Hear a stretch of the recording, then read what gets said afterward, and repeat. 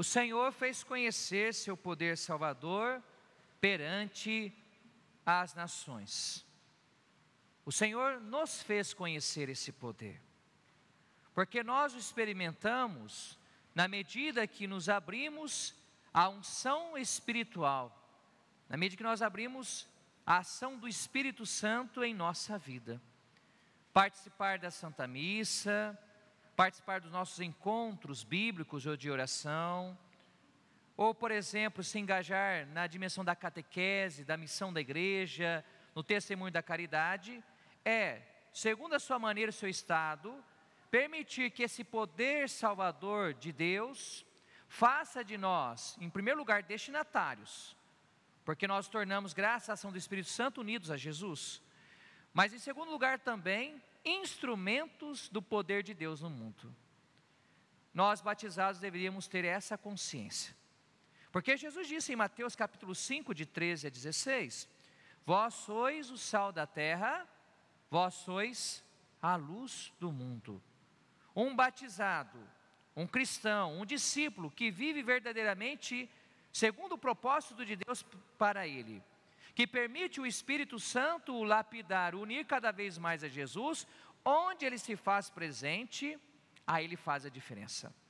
Eu sempre gosto de uma frase que diz o seguinte, que nós temos que frutificar onde Deus nos plantar ou onde Deus nos plantou. Então, se você tem aquela terra da sua família, é ali que você precisa frutificar. É ali que você precisa ser instrumento de Deus para aqueles que estão sob os seus cuidados.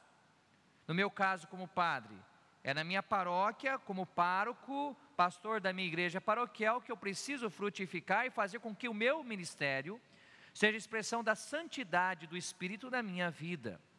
Mas nós poderíamos pensar em tantas outras situações. O porquê eu lhes digo isso? A primeira leitura ela tem que ser compreendida nessa dinâmica. O apóstolo Paulo está finalizando a sua carta aos romanos. E não foi Paulo que fundou a comunidade cristã de Roma, foram outros. Nós temos escritos, por exemplo, que nos mostram que 14 anos depois da morte de Jesus, a mensagem do Evangelho já tinha chegado a Roma. Veja então o impulso inicial da igreja. Os apóstolos, os outros discípulos entenderam que à luz da ressurreição de Jesus, eles deveriam ir para os 4 cantos do mundo conhecido na época, e experimentando o poder do Espírito que lhes capacitou para a obra missionária, anunciarem não a si mesmos, anunciarem Jesus. Nós vemos esse processo, por exemplo, acontecer no dia de Pentecostes, em Atos capítulo 2, depois que Pedro e os demais apóstolos reunidos no cenáculo, juntamente com os demais discípulos e a igreja reunida, eles receberam a unção do Espírito, eles passaram a falar o quê? Sobre Jesus, sobre o mistério da paixão, morte e ressurreição de Jesus, e como Jesus, graças à sua ressurreição, está sentado à direita de Deus Pai. Paulo é alguém que se inseriu dentro desse grande movimento missionário da igreja. Ele não foi o único que anunciou o Evangelho. Barnabé anunciou. Nós vemos, por exemplo, na carta aos Coríntios, Paulo faz menção a Apolo e tantos outros. Então Paulo se compreende não como um pregador isolado, como alguém desvinculado da igreja, não. Ele compreende que o seu ministério apostólico é fruto da sua experiência batismal de encontro pessoal com Cristo, em unidade com os demais apóstolos. Gente, isso aqui é fundamental para a igreja do nosso tempo. Se nós temos um grupo católico, uma pastoral, um movimento, que queira fazer alguma coisa desvinculado do corpo místico de Cristo, desvinculado da igreja, esse grupo, ou essa atitude, ou essa pretensão, ela não é sadia do ponto de vista da teologia da igreja. Pode ser ortodoxo, ou seja, pode ensinar corretamente a fé, o catecismo da igreja católica, mas não basta a ortodoxia. O que é a ortodoxia? Para você entender na sua casa, é o ensino correto da fé. Aquilo que os apóstolos ensinaram, os santos viveram, os teólogos refletiram ao longo de 2000 anos da história da igreja. Porque nós precisamos também da ortopraxis. De nada adianta falar corretamente parágrafos do catecismo da igreja católica, se na prática pastoral depois essas pessoas não dão testemunho de unidade com a igreja.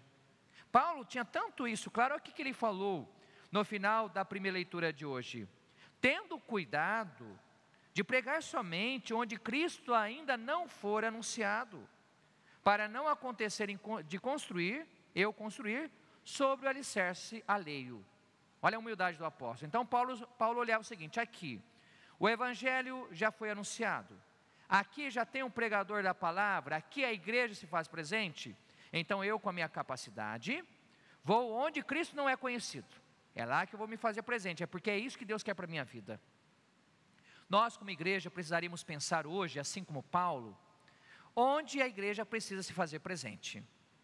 Em que realidade nós precisamos dar tanto o testemunho da fé correta da igreja, mas principalmente da adesão missionária àquilo que a igreja é ela em si mesma. Pensemos, por exemplo, em quantas periferias que nós temos no Brasil. Existem bairros inteiros, nas grandes capitais, ou em cidades acima de 500 mil habitantes. Ruas inteiras que ali ninguém é católico. Ou ruas inteiras em que ninguém mais acredita em Jesus Cristo. Padre, eu não vejo isso na minha realidade, mas existe. Basta você estar inserido numa cidade como São José do Rio Preto, ou outras cidades, para perceber que muitas pessoas hoje não mais conhecem Jesus. Ora, será que Deus não pede hoje para a igreja, como diz o Papa Francisco, de se fazer presente ali, nessas periferias? Ou, por exemplo, em alguns condomínios. Você que mora, por exemplo, em um condomínio, às vezes o padre não pode entrar lá, porque o síndico não permite nenhuma aglomeração religiosa em nome da laicidade do Estado. Mas você é católico, você é batizado, você é cristão, você que mora ali dentro, você pode abrir as portas do Evangelho para Jesus, como o apóstolo Paulo abriu as portas do Evangelho para os pagãos.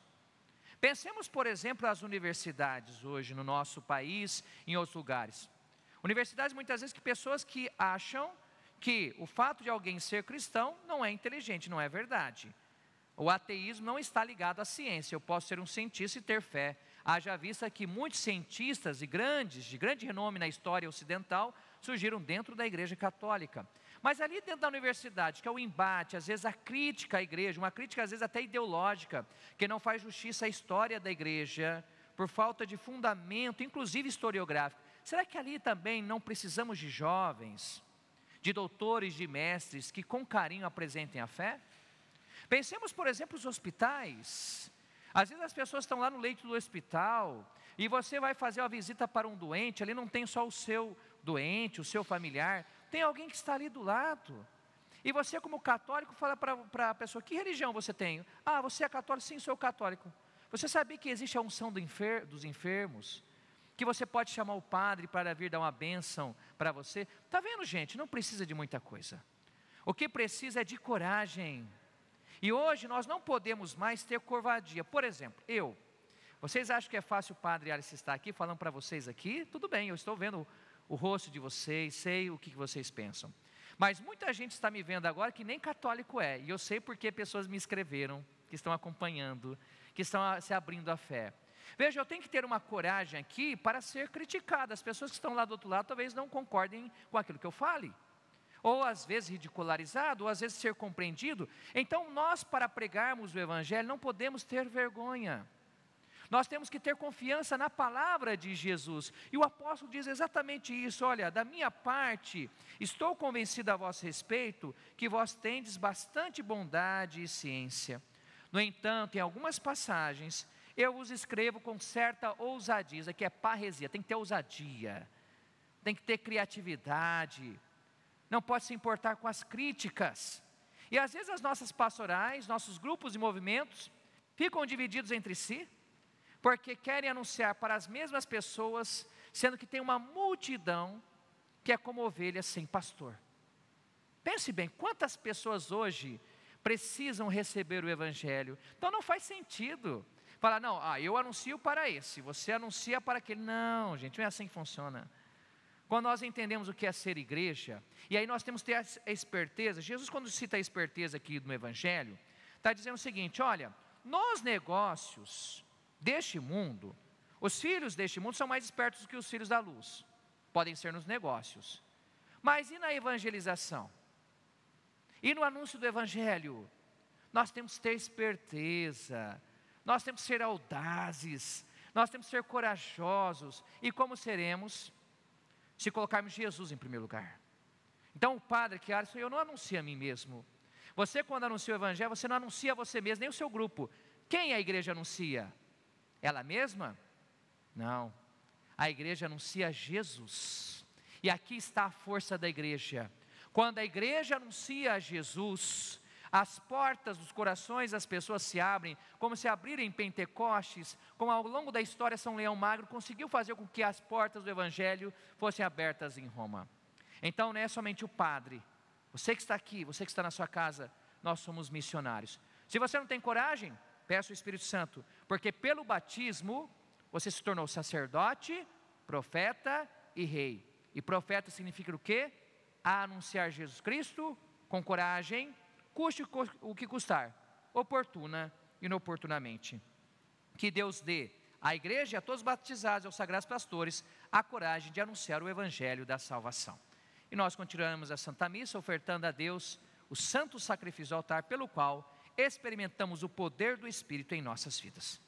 Este programa teve o apoio dos nossos benfeitores. Seja você também um benfeitor e evangelize conosco. Ligue agora, 0 operadora 11 42 00 80 80.